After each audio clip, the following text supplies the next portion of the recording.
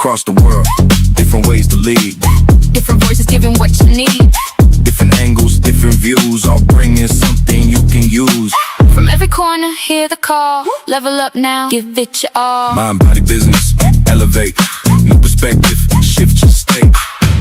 This is coaching call. With Sifu Rafael. Sifu Rafael. Sifu. Rafael. Different paths, different minds. Take what works, leave what doesn't align. Every voice brings something new. Now the choice is up to you. Take the insight, make it real. Turn the vision into skill.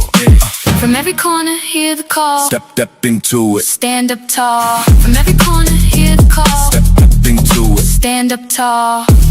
Coaching call with Sifu Rafael. Sifu Rafael. Diane, good morning.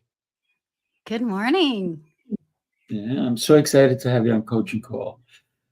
We are going to really dive into who you are because I'm curious. I want to get to know you more. We had a discussion earlier, but I think that you are a person that really is helping to shape people's minds and the way they think, the way they do, and all these different fun things.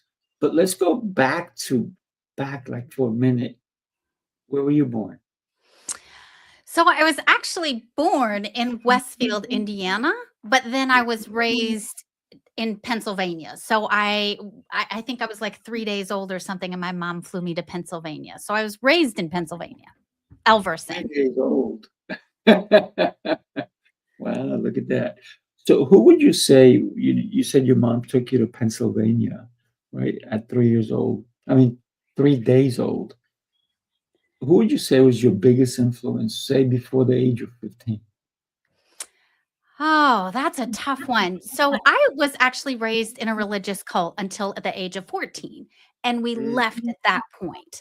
So up until then, I had a group. There was 3 of us that hung out as friends because we really didn't have a lot of adult supervision at this religious cult. The adults were very involved in the guy who ran it and stuff.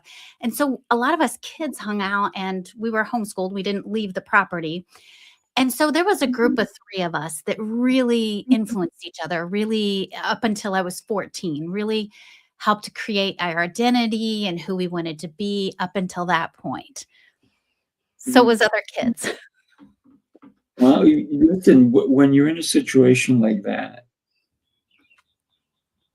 you kind of align with the people who Yeah. believe in what you believe, right? With the support group, if you will, right? Yeah. We didn't have any other support outside of that. We didn't go to school. We didn't go anywhere to see anyone outside of that. So we were all we had and knew. I'm going to ask you a question because I ask myself this question a lot. If you had the choice of going back, what would you change so that you would have had the opportunity to be in a normal, non-cultish environment? My stance for my life has been I wouldn't change anything. And the reason is I have been through, because that was just the part. Then I ended up leaving the cult and didn't know anything about society and got messed up with some really unhealthy people. And I wouldn't change it because that's who made me who I am. That's who made me a therapist and care about people and make changes in the world. That's powerful. It's very interesting because I say the same thing about my life. Right? All the trials and tribulations and whatever ever happened, there's a purpose, there's a reason. This is who we become, right? So we go through the fire, if you will. And who we come out on the other side, that's what determines everything. Yeah. Yeah. And without those fires, without those difficulties, we wouldn't sharpen who we want to be. We wouldn't be challenged and really get clear on who is it that I want to be in these difficulties. Do I want to be a victim and blame other people? Do I want to take my power back and choose how I see it? So those difficulties really give us the opportunity to decide who we're going to be. Diane, did you have fun at this cult? Because I know everybody thinks like cult, you like, "Arr," but did you have fun as a child? Yes, we had lots of fun, but also there was a lot of scary, a lot of violence, a lot of trauma. But yes, the three of us that hung out, and then all of us kids, there was 27 of us kids.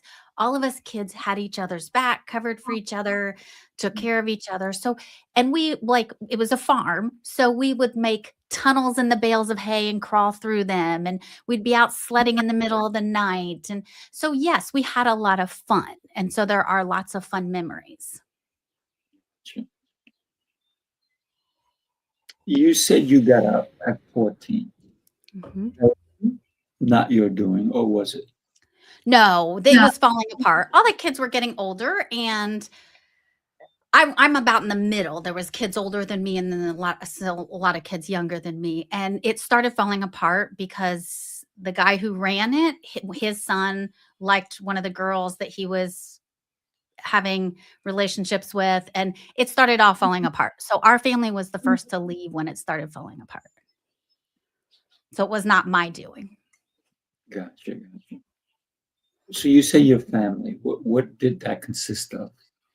So I have two brothers, one sister, so three other siblings, and my mom. And our whole family left. My dad stayed with him. So I really didn't have a lot of contact with my dad.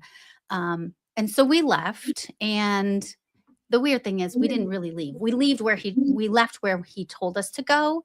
So we moved back into Indiana.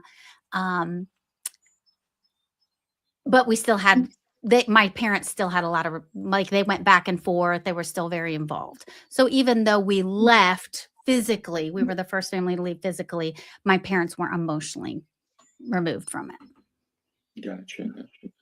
So at 14, you go back to Indiana. Are you being homeschooled still, or are you going to regular school? What's going on here? We got placed in public school, which was a huge culture shock for me being 14, and I have dyslexia, so I couldn't read. So I was placed in 7th grade. They kind of made guesstimates of where we should be. I was placed in 7th grade and I couldn't read. I eventually got readers and writers and note takers and all the accommodations that they now have. But when I first moved out, where there really wasn't a lot of services. Like even when I went to college in 92, there wasn't a lot of colleges that had services for people with learning differences.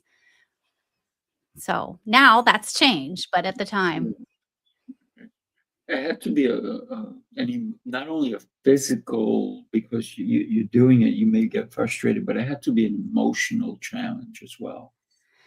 it was a huge adjustment because if anybody remembers back to the Dewey Decimal System, like when you would go to the library, you had to use the Dewey Decimal System to look things up. And I had a teacher who said to me, I said, I don't know how to spell that word. And they said, look it up. And it's like, how do you use a dictionary to spell a word when you have no idea how to spell the word in the first place? You didn't have a phone to do it on.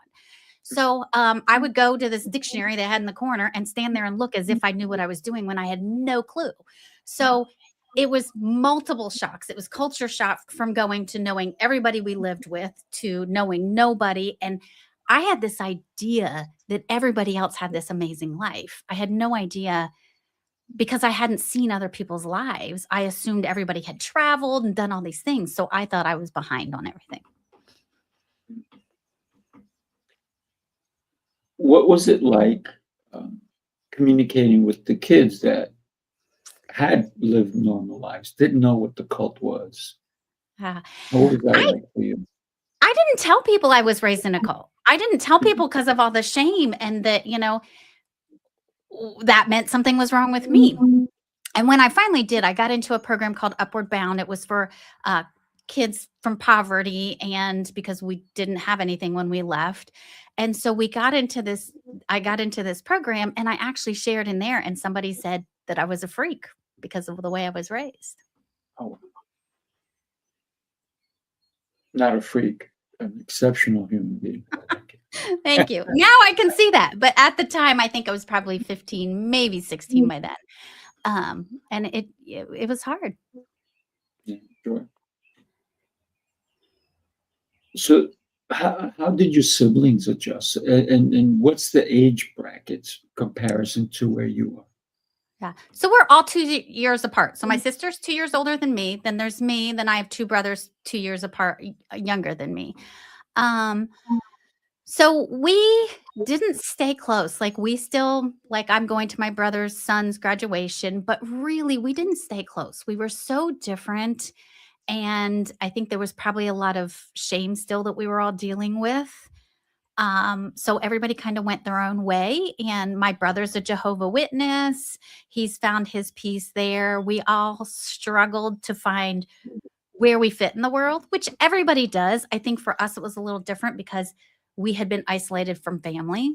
Like we didn't know grandmas and cousins. And so we didn't have that as a building block to rebuild on. So we still keep in touch ish, not even holidays, because my brother Jehovah Witnesses don't celebrate holidays. So we don't see him on holidays at all, or, so. Did you guys ever talk about it? I think we all struggle in a different way. My sister was very open. I was not at all. So I think I was frustrated at her that she would tell people because I didn't want people to know. My brothers are extremely smart, so I didn't fit in with them because one of my brothers has like a photographic memory and memorizes everything. I obviously with dyslexia don't, so I felt very much like they were different. So we never really stayed connected or found much in common. So I think the other thing I think that plays into this is they are the guy who ran the cult. They are his kids biologically. So it kind of made a separation too, I think. Gotcha. So did you eventually, when did you start finding your own self, your own identity, if you will? Yeah. So I had a teacher in high school who was in the special ed department, and she really helped me out. She would help me with testing. She read the tests to me. She really started believing in me before I could believe in me. And then I had a vocational rehabilitation counselor because of my dyslexia and difficulty. I had voc rehab and they helped me. And I had a counselor there who really kind of took me under her wings. And she helped me get into college. She helped me do the testing to figure out what things I should do. So in college, I started really finding myself. Before that, I was really following everybody else, trying to fit in. But in college, I started finding in social work and as a therapist, I started finding my kind of people who I felt like I could be me and not hide me anymore. Yeah, no good to hide. So Diane, when you had all these people kind of helping you, right? Because they saw the beauty inside of you. They saw the person that you can become. Did you see it or did you not see it until college? I didn't see it. Mm. I think I saw potential or glimpse sometimes, but I didn't see. So for me, and I spent years. So if you guys remember the VHS recording, like I recorded Oprah every day and watched Oprah every day with I had a white white shepherd. And we would lay on my bed together and watch that. And every day I was like, this is where I'm going. All of her insights and development and self-growth. And she was like my model. And I watched every day and I recorded it every day because I was like, that's where I'm going.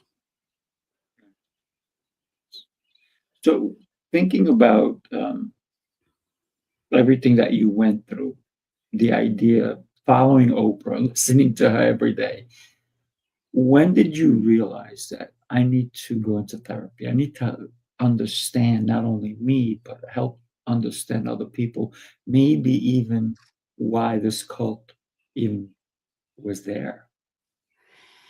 So I think it's a little interesting there because for me, I don't focus on why much. I find why is not really useful. It is. So let's go on with it. Like, what do I want to learn from this? What do I want to take away from this? So, why has never been, they say a lot of us look either back or forward, but very few, like 3% of the time, we're in the moment. I'm a forward thinker. I don't spend a lot of time in the past. Um, Even self-blame for what the choices I made once we left. Like, I don't blame myself at all for 0 to 14. After 14, I got in some really yucky stuff and I didn't know better. And so I had to really come to terms with I was 14 and didn't know better. I didn't know what drug dealers looked like. I didn't know what all this trouble looked like. And so, and I didn't have a sense of self in the world to, so, um, so I would say I'm not someone who focused on why it happened, but what happened for me to really get into therapy was my opinion is because I didn't do books well, because of my dyslexia, I really learned to read people. I really learned to pay attention and notice and observe and give feedback. And so as a kid, I became everybody's therapist and I was always like giving insight and people would praise me for it. And so before I even knew that therapy existed, I was being a little therapist. But then you decided to pursue it. Yes. So as a career, I decided to pursue it. And it has been amazing because it is so much about what I think about, where my mind goes. Like I'm really interested in neuroplasticity and our brain's ability to change. And it just excites me to think about how we can change our brain and noticing the thoughts we're having and changing the thoughts. Like that's the stuff I could talk about for hours. I love it. And so can I, because it's so fascinating that we have this incredible computer in there, right? Yeah. And I'll share a quick story with you.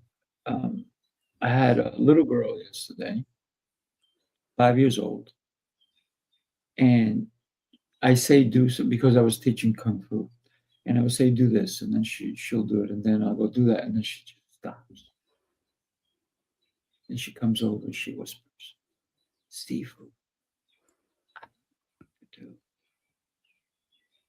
So I would show her, and then she'd be okay, and then come back. She would do the same thing. She would whisper to me, and so I said, "Stop." I said, "Why are you whispering? Are you whispering because you don't think you know it?" She goes, "Yeah." I said, "Okay." I said, "I'm going to teach you a trick." "Really?" I said, "Yeah." So here's the trick. I want you to think of a librarian. You know who a librarian is? Yes, I do. Okay. So imagine that she's going to go and into your mind, and she's going to look for that little card. What color would the card be? Would it be orange? Would it be? She goes, "It's white." I said, "Okay." That little white card is going to have the instructions to every move you ever learned that I already taught you. You just forgot, and you forgot where it is. So I want you to go get that little card. I said, "I cannot teach you the next move." I said, "You got to go look for it."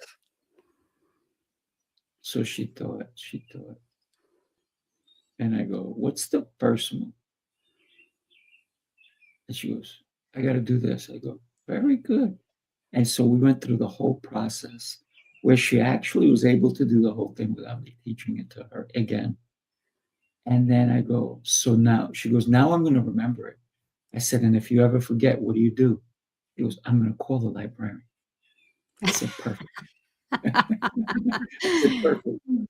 And so when we think about the mind, it is the most incredible thing that once we see something, everybody says you can't unsee it, but the same thing happens when we hear it because it gets stored. It's the most beautiful thing that we can think of. And so when I have a lot of people say to me, "I can't remember that. I have a bad memory." I said, "Oh, course you do, because you keep telling yourself that. Yeah. So if you stop saying that and start saying, like kids, I'll tell them all the time, I say, do me a favor, start saying, I have the best memory. I have the best memory. Yeah. And they'll say it. They'll say it. And they're like, I forgot. I say, wait, I got a trick for you. So this is why I love what you do. I love the fact that you talked about, stasis, the fact that the mind can reshape itself or Yeah. reconfigure itself and become more. Yeah. That's a great story because we have it in us, but we don't look in. We look outside. We look for someone answer, some insight, something outside of us. I call that outsourcing. We look for something out here instead of going inside and being like, what do I know to be true? What is working for me? We think somebody else has got that answer. I was listening to something this morning and made me think of the Michael Jackson song, Man in the Mirror. Mm-hmm. Yeah. And that is so brilliant because even if he didn't sing about it, but just looking in the mirror, you can't make the mirror happy. You have to make yourself happy, and the mirror becomes happy, right? The reflection. Yeah. And so everything stems from within us, but it's the outside that sees what we feel. Right? Yeah. And that's why a lot of times somebody will say, tell your face how you feel. Because you're telling me you're happy, but you look miserable right now. Yeah. Yeah. That's why I guess we always ask somebody, how you feeling? Yeah. What's going on?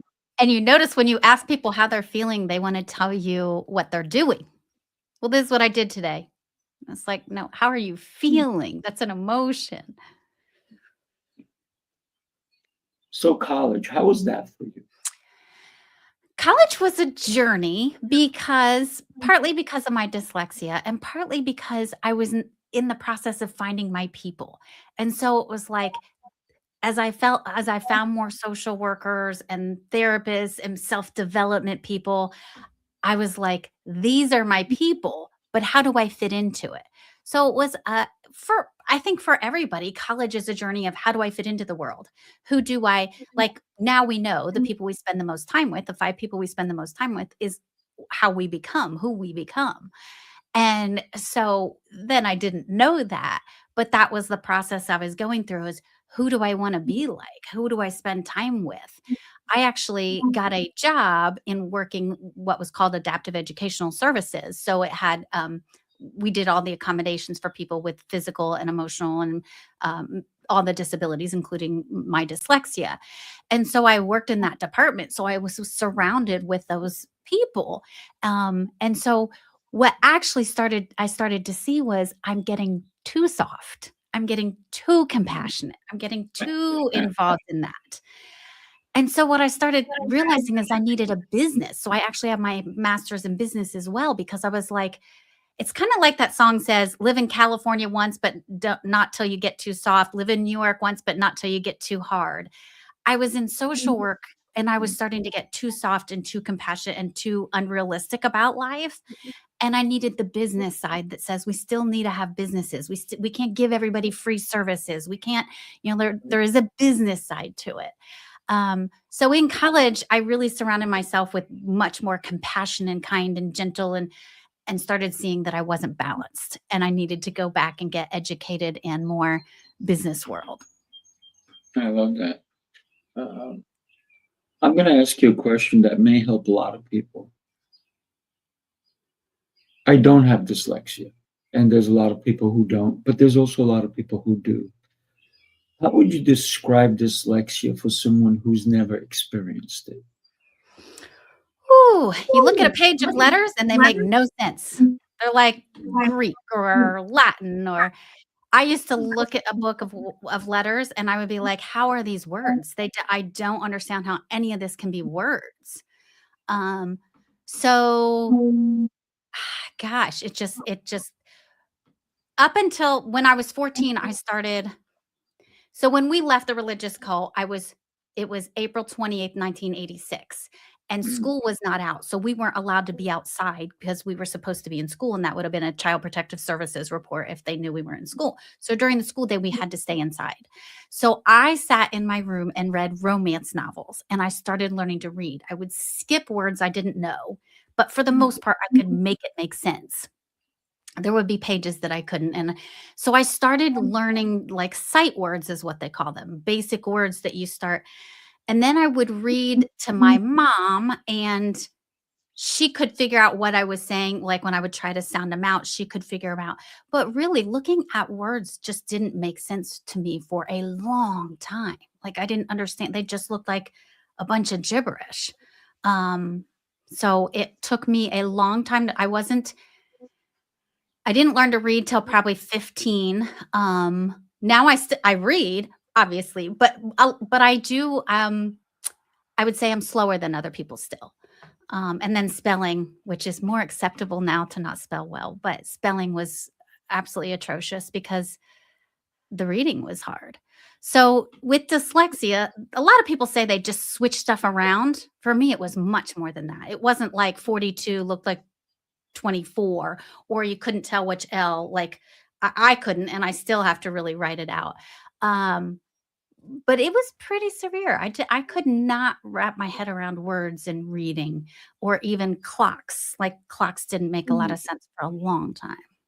Now we have digital. It's beautiful, but So the reading was difficult. Did you have difficulty writing as well? yeah, because I couldn't read. So one of the things I vividly remember was when they put me in 7th grade, and they would write on a chalkboard, and they would write out the notes you're supposed to take. And I couldn't read the words to write them down. So I would do 3 letters at a time. So I'd be like THE and write down THE and then go back up to the board. And so they would erase it and be moving on. And I would still be on the first or second line of writing notes. So I did get note takers. They started having note takers where they would copy someone. We would Xerox someone else's notes. And then the teachers would start just giving copies of their notes to me as well. But then I got note takers, and then I could read those notes. And then we had programs at the time that were starting to come out where they could read to you, but they weren't very good yet. But yes, writing was very difficult for me. Thank you so much for explaining that, because a lot of people don't understand when somebody says, I have dyslexia. They're like, yeah, they just brush it off, right? And when it's such a difficult for anybody who has it, not just yourself, but there's been a lot of people who've actually written books, who've done a lot of things, who have gone to become professors and so forth, and all of these different things that were a challenge, but they overcame them in order to achieve the greatness that's in them, right? Because the dyslexia did not stop you from being the exceptional human being you are today. Yeah. Yeah. And that's where grit comes from. And when I started hearing her teaching on grit, I was like, this is it, because I think my dyslexia gave me my grit. I think growing up in the cult gave me my grit. Like having to go through those things is where I got my grit, because I had to persevere through all those difficulties. And now I see it with my daughter. I have a daughter with Down syndrome. She's now 19. She's still in school, but she will keep going, and she's got grit because it's harder for her than most people. I can only imagine. When you finished college, you knew, and obviously you said, I need business too, right? When did you finish college and then get into practice and then say, wait a minute, I got to go back? Or was it during that same time? I realized I needed business. I was doing my master's in social work, and I realized I needed more business philosophy, thinking, just the whole concept of social work is great and therapy is great, but it taught so much compassion and softness that it really was losing. There's a reality of a world out there, and there's a reality of our economy is about making money, and you can't give away all your free services and sustain yourself. So when I graduated in 99, I was making $13 an hour. And I was like, I can't do this. Like, I can't work. I was working at a hospital. I was working at two actually, in Indianapolis. I can't make $13 an hour and sustain myself. So I went straight back into my master's in business. So I think maybe 6 months or something between graduating with one and starting the other. Talk to us about what it has been like since college. Where have you planted your seeds, if you will? Okay. So when I graduated, I did a lot of community mental health center work. So I worked for 19 years in a mental health emergency room where we assess people who are suicidal, homicidal, overdose, brought in by the police because they made a suicide threat. And so they were handcuffed and brought in for everybody's safety. I did that for 19 years and at the same time doing other jobs along with it. Loved it. Really grew into understanding like the trauma people go through, the effects of all this, like being brought in against your will. Really learned so much. Worked in the downtown Indianapolis hospital where I got exposed to so many amazing opportunities to see like all the homeless people and what their lives look like and assessing them and stuff. So tell me your question again. What was it like once I graduated? Yeah, where'd you plant your seeds? Because and something that you just said sparked another question. So, um, where did you plant your seeds? Because when we plant our seeds, we also have to keep watering them, fertilizing them, the whole deal, right? Yeah. So I did for a long time, I did community mental health center up until, and I went part time and then started my private practice. And so I did, and I loved what I did, but I started finding that I didn't ethically agree a lot of times. We would force people in the hospital that I didn't think needed it because of lawsuits, because of risk that people didn't want to take. And it started feeling like it wasn't aligned with my values anymore. It wasn't what I wanted to be part of anymore, and so I kind of outgrew it. So in 2019, I left permanently. I had already halfway I was doing my private practice, and in 2016, I went to private practice and at the hospital, but it started feeling like we were doing things to prevent lawsuits or risk versus what was really best for people, and it didn't fit with who I wanted to be. That makes a lot of sense. You said something, and you said I worked for 19 years, and I loved it because people were in a bad state, if you will. Yeah. But you said you loved it. What was it about that you loved? There was something about holding space and being with people who are in probably the worst place they've ever been, Mm. and being able to be there and be like, "I got you," and you don't have to take it all on alone. There is something about, and I think a lot of it probably goes back to growing up. If I were to look at my past, like, when people are suffering, the biggest gift we can give is not have them suffer alone. Does that mean we have to suffer with them? No, right? No. Good. So one of the things that you learn as a therapist is not to get secondary trauma from other people's trauma. Now, there are cases that I did, but no, you don't suffer with them, but you hold space for that. One of the things that I found so profound is when people were brought into the emotional ER, we called it the crisis unit, and they were handcuffed and they were in pajamas and they couldn't get their glasses or their wallets, like they were brought against their will. They were so angry and they felt so violated. And when you can sit there and say, I get it, I would feel that way too. They would be ready to fight the minute I walked in the room. And when I sat down and I could say that to them, they just felt deflated. They were like, felt validated. And being able to be that person who could change that energy and be like, I get this sucks. I would be pissed at everyone too right now. Mm. And And it changed me going through that with them. That's huge. That's huge. Thank you for sharing that, because you're right. People, especially when they get displaced, right? Imagine coming in your pajamas and handcuffs, right? Yeah. Maybe you were sleeping or whatnot, and things just got out of hand.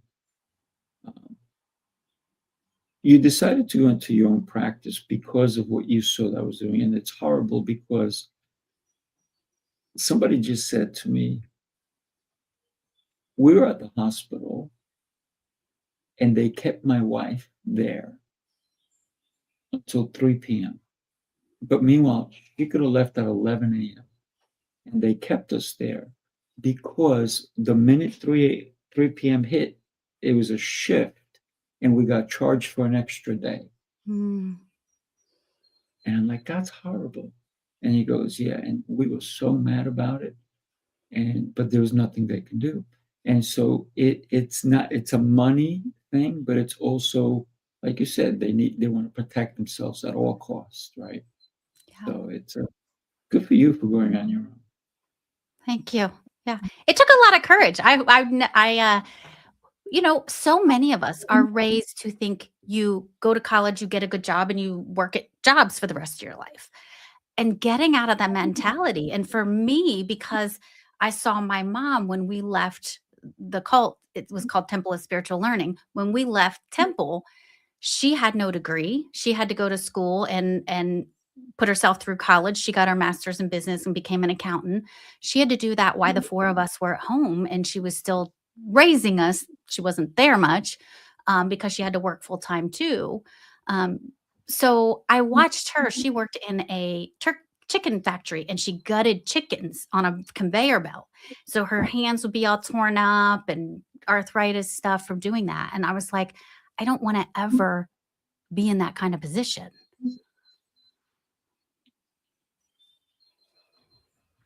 It's very interesting when we can see someone and we kind of learn from their mistakes, Yeah. right?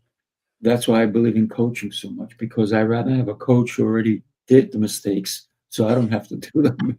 Okay. So they're going to help me. They're going to guide me, because if it's going to take me 6 years to get to where you are and you're going to teach me in 3 to 6 months, Yeah. here's my money. Take my money. All right. Yep. Yeah. Let me, And let me it's share kind of something with you. Go ahead. sorry, go ahead. No, I'm listening to you first. It's the same thing with therapy. If you can go to therapist and you can learn the skills or the mindset management, or a coach or a therapist, either one, that's going to excel you years, why would you not? Why would you not get that skill, that insight, that even if you're not even sure if it'll work, try it and see. Like, open your eyes and your brain to this idea that there's other ways, other things that could accelerate your life in so many ways so quickly. Yeah, absolutely. Yeah, no, this is why I believe in it so much. And thank you so much for being on Coaching Call, because a lot of people don't realize the power of a great coach. Don't get me wrong, there's a lot of terrible coaches out there. You and I probably both have had them, right? And people listening, and they're like, I never want to coach, they're terrible. And you had a bad experience. We get that. But I've had so many, and I've fired coaches, right? But I've had such great coaches as well who have helped me elevate, which is truly important. So anybody out there, you don't need to do it alone. And if you can fast forward, do it. Do it with a good coach. Do it with a great coach. Right? Yeah. And I would say, even if you swap coaching with somebody, if you are a coach or swapping services, one of my best friend, she and I used to run a couple times a week together, and she's a therapist as well. So we use therapy on each other. We helped each other excel and grow, and challenged each other and called each other out. And so it doesn't necessarily have to be a paid. Like, find a mentor if you can't afford to pay right now, and like, find people who are willing to give back and utilize that. I use the analogy a lot of times, like I have my hand in a fist here, and I'm like, our brains are closed to the idea. We're like, we'll figure it out, we'll do it ourselves, pull myself up by my bootstraps kind of thinking. And what I want to do is start opening people's brains and their mind to this idea that there is people out there is services out there are people that can help you think differently and accelerate your life so quickly. Mm. I like the open hand because it tells you there's so many different branches that you can Yeah. expand on, right? So I Yeah. like that. Let me share a video with you. Take a look. You followed the rules, tried the restrictions, counted the carbs, the steps, and the failures. You're not lazy, you're exhausted from doing it all without real change. What if the problem isn't you, but the plan? Sifu's Mind-Body Method is a 90-day transformation built on 7 unshakable pillars: mindset, movement, nutrition, hydration, fasting, journaling, and faith. This isn't another shortcut. It's your structure, your strength, your reset. You don't need harder, you need better. Ready to begin? Start today. So let me ask you something as well, because you talked about it earlier, and me watching my own commercial made me think about what you have to do practically every day when you're seeing different patients, different people with different situations, and it's hard to not get involved. Do you have to reset yourself at Yeah. the end of the day and say, I'm not taking this home, I'm not taking this home. This has to stay in the office, because you take it home and it's going to start to consume you, doesn't it? Yes, but what I would say is also, I'm not a fan of saying we keep work at work and home at home. We're No, one I get person. yeah. So what I actually try to do, and I suggest people do, is actually like grieve when we need to, acknowledge it was sad, it was hard. We have people who are dealing with really hard things, and being able to acknowledge it and feel it. And then it's kind of like piss and moan and then put it into perspective. So be sad, feel it, and then let it go. Don't carry it. I My opinion is we don't grieve enough in the US. We just keep moving on. And so we see somebody, like I had a case years ago. My daughter was 12 at the time, and I had a case where a woman had rolled a four-wheeler and crushed a child that was in the four-wheeler. And she came into the crisis unit totally traumatized, crying hysterically, going over and reliving it in her brain. I took that on. My daughter was just like a year different age. I couldn't imagine. We had four-wheelers, we still do, and I just totally could picture that happening. And I told my kids, "You're gonna see mommy crying some." I had a really hard case. Like, to me, trying to say, "I just need to shut it off and not feel it," wasn't going to work. I needed to be like, "This is sad. This is hard. A child died. This woman feels like she's a baby killer." Like, she just kept saying, "I'm a baby killer." And I had to, like, listen to that and be there for her, and I can't just shut it down. So we've got to feel the sadness, grieve for what happened, and then know our life still goes on. Like, we get secondary trauma sometimes, but what I wanna suggest here is that I'm not a fan of just being like, "We need to move on," but we need to feel it and then move on. Yeah, I appreciate that too. I'm with you in that fact, because it's very interesting. I will have a client that's no longer with me, and they'll pop into my head, and I'm concerned. I'm like, "Well, I hope they're doing well," you know. And so it's very interesting, because when we care about people, Yeah. they're going to stay with us, and it could be a long time. Even once they're gone, we can think Yeah. about them. Right? And it's very interesting. I had a client I was with yesterday who knew a different client who's no longer, the guy moved out of state, right? And then he started telling me, George did this and George did that. And I'm like, interesting.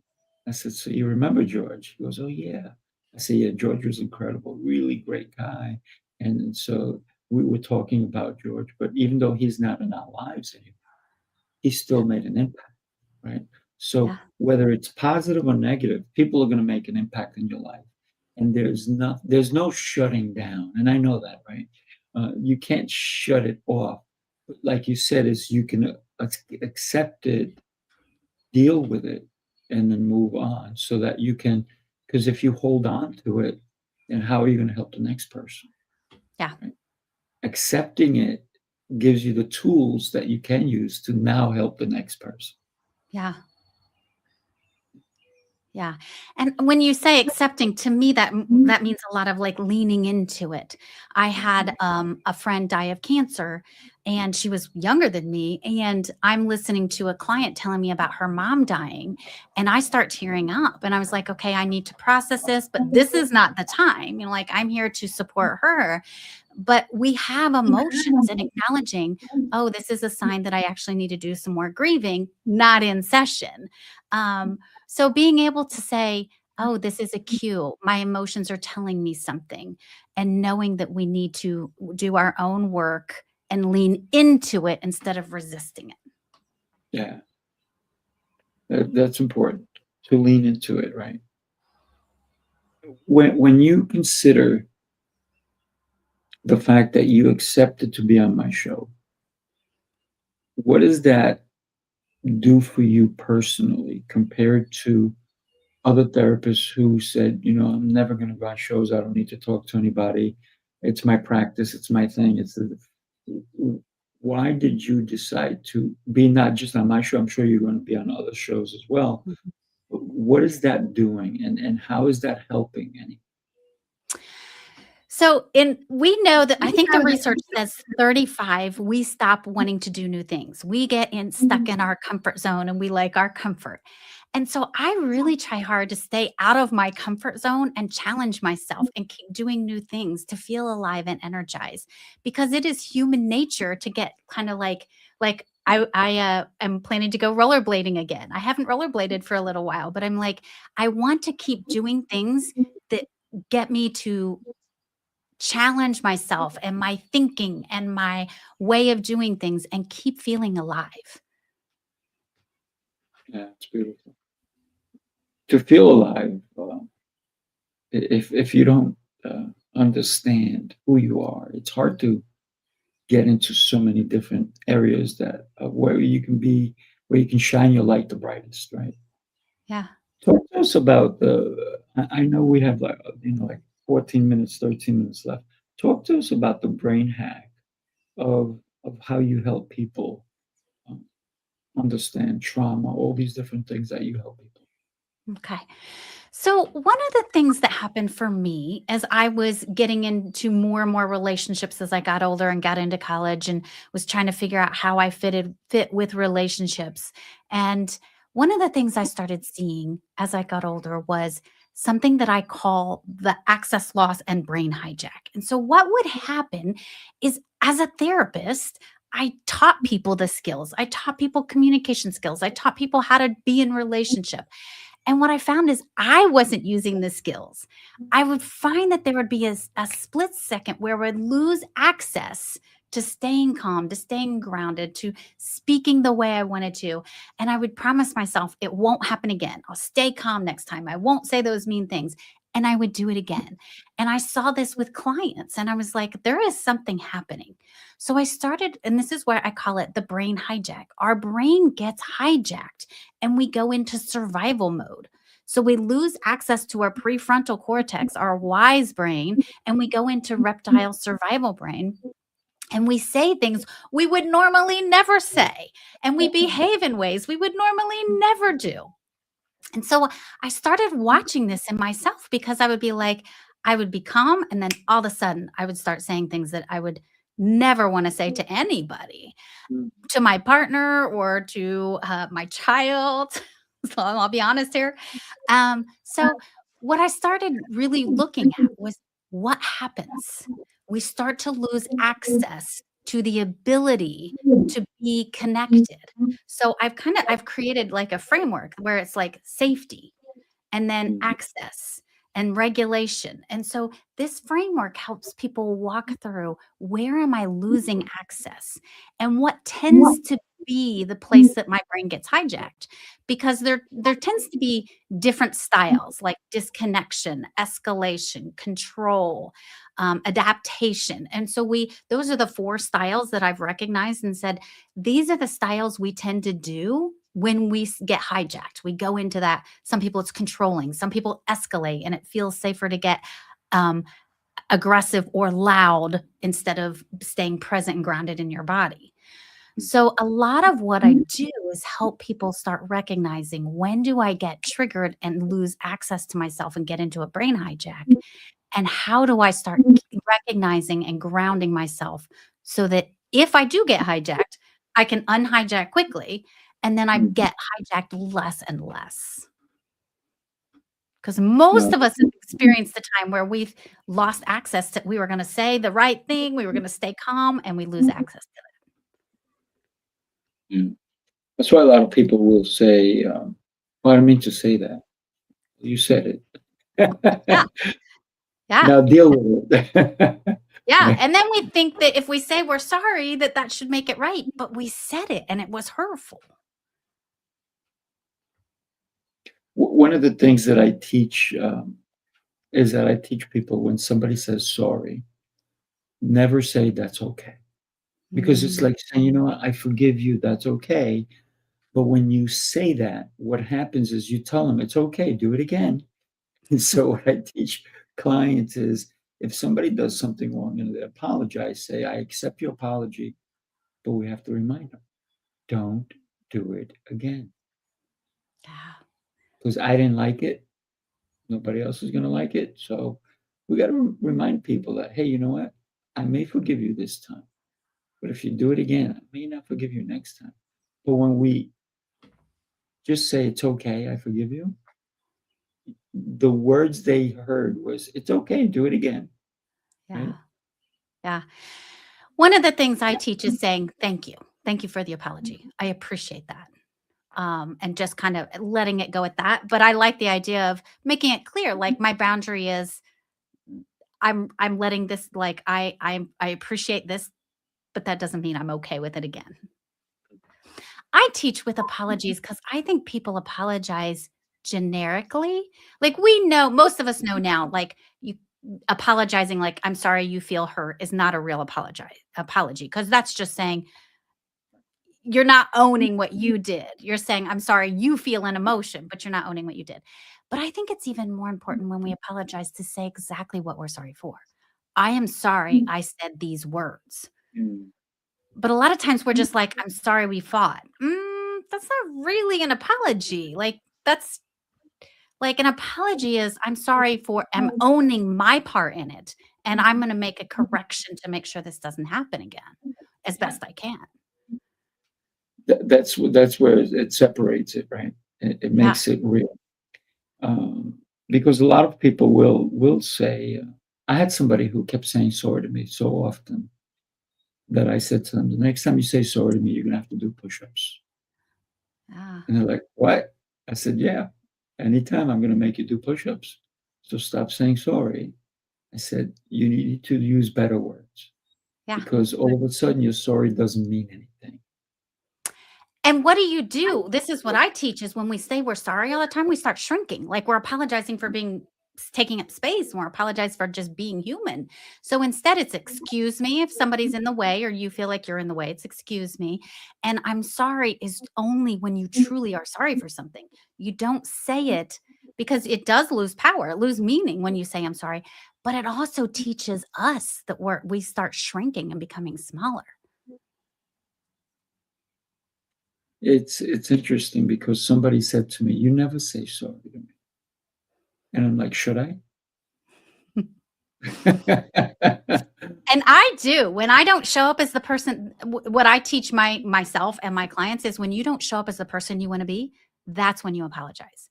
So I own, I was not the friend I wanted to be when I did or said this. That I'm sorry for. As a parent, I've had to do a lot of apologizing. I am sorry that I said that to you. Like, so I apologize and what the reason I recommend doing it is because I'm training me who I want to be.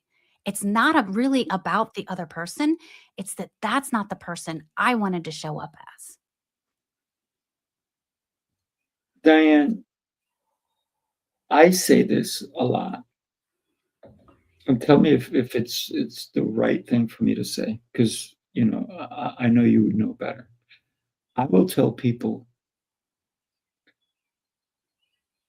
I may say things, I may do things that I don't realize. And if I hurt you in the process, do me a favor, don't hold it. Tell me so I Yeah. can become better. When I know better, I can become better. But if I don't know any better, I will keep thinking I'm doing it right, that I'm treating you the way you want to be treated, Yeah. because I think this is how you need to be treated. But that's not how you want to be treated. So help me so I can be a better friend, partner, whatever it is, right? So this is something I always tell people so that I know that our relationship is going to be there. But if they come back and say, 3 weeks ago, I'm like, wait a minute, you didn't tell me 3 weeks ago? Why'd you hold on to it, right? So that's why I speak the way I speak. Yeah. I 100% agree with that. For me, I think I would help my clients short it to like one sentence, because I think we get too wordy when you lose our point in our words. But having like one sentence that says, if I say something that hurts you or you don't feel good about, please let me know. Yeah. But I think that's important, because what often happens I see in couples is one person, often is the woman, is feeling hurt because the other person didn't treat them right, but they don't tell them. Like, a lot of women are upset because they didn't make a big enough deal of Mother's Day or my birthday or whatever that was. And then they're upset, but they don't say, hey, this is what I want. Please make sure you get me this. Please make sure you do this. So if we don't tell people what our expectations are or what we would like, they can't do it. Yeah. This is why with my fiance, I don't openly just go and buy her any gift. I ask, because one time I thought, oh my gosh, years ago, there was this really fancy watch, and it came with 3 different bands that she can change, and it was just gorgeous to me. And I thought she's gonna love it. And she got it, and she's like, "Oh, thank you very much. I really appreciate it." I think she wore it once. Mm. So then I said, "Wow, I messed up, didn't I?" And I said, "What happened to the watch?" She goes, "Oh, I really don't want to wear it." Really? I've seen you wear watches. Okay. So then I said, I made a mistake, right? So what I said afterwards is I said, hey, you know what? Instead of me getting you something that you're not going to like as much, or you're not going to, why don't we go and pick it out together? I'll pay for it, but I want what's best for you, because obviously I don't always know. And don't get me wrong, every so often I'm out somewhere and I'll see something that she's already bought herself. I'll buy it for her. Yeah. So I'm safer that way. But for me, it's about the other person, because what I want is not always what they want. So if I ask, I think that it'll be a happier situation. I do the same thing with my kids, because as a kid growing up, if I used to get a lot of hand-me-downs, so I had no choice. But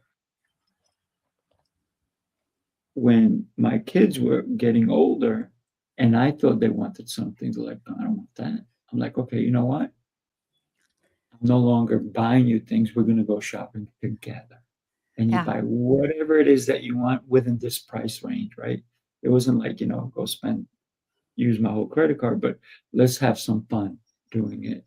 And they enjoyed that more, because they're like, "Can I get that?" I'm like, "Yeah, of course you can get it." And it helped them say, you know what? That sees me. So Yeah. I thought that was good for me and my relationship with them. Yeah. Yeah, I like that idea doing it together. Mhm. The other option would be because some people say, well, that kills the gift. Like if they already know what I'm getting them, it kills the gift.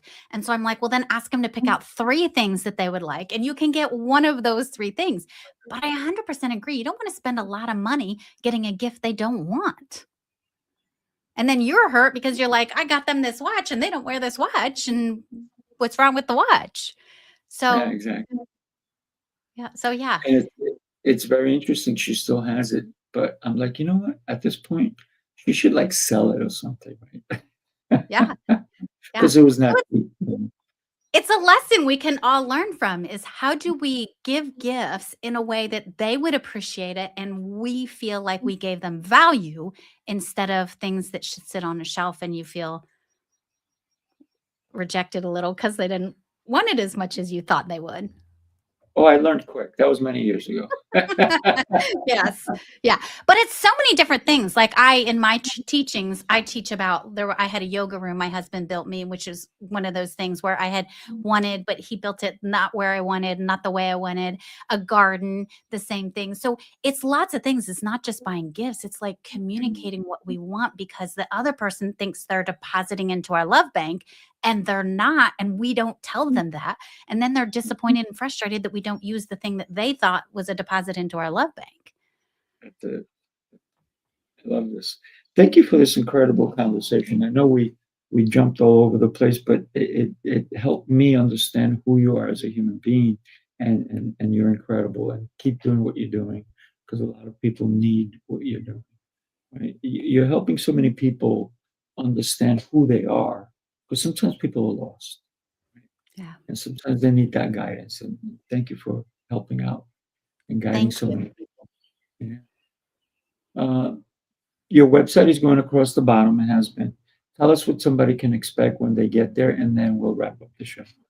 Okay. So on my website, you will find the access loss quiz. So there's a quiz there. It's an assessment, 5 questions, takes less than 2 minutes. It'll give you what your access loss style is and then what to start doing about it. There's also a 20-minute webinar on there that you can watch that talks more about the brain hijack, how to manage the brain hijack, things to do like emotional safety that you can create that holds to create safety for yourself and then returning to yourself so you no longer lose yourself in the process. Nice. Awesome. But make sure you check it out.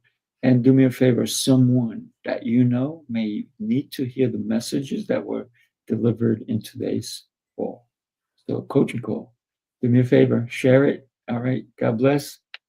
Diane, thank you so much. And we look forward to seeing you soon. Take care, everybody.